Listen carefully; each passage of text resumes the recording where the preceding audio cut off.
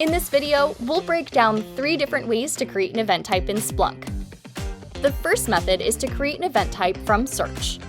We'll run a search that returns desired results we'd like to assign to an event type. From the Save As menu, select Event Type. Enter a name for the event type that does not include any spaces.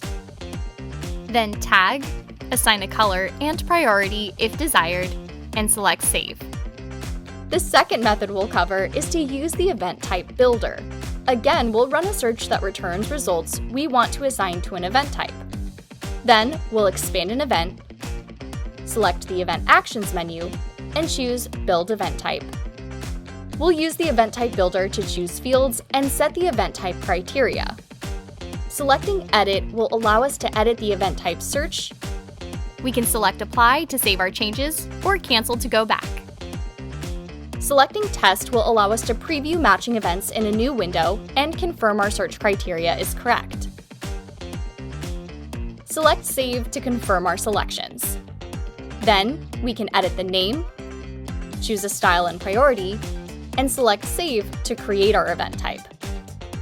The third and final way we'll cover is to create an event type through Settings. We'll navigate to Settings, select Event Types, then select the New Event Type button. On the Add New Event Type page, we'll enter a name, the search string, any tags, and assign a color and priority. Then select Save. The page will refresh and our new event type appears in the list.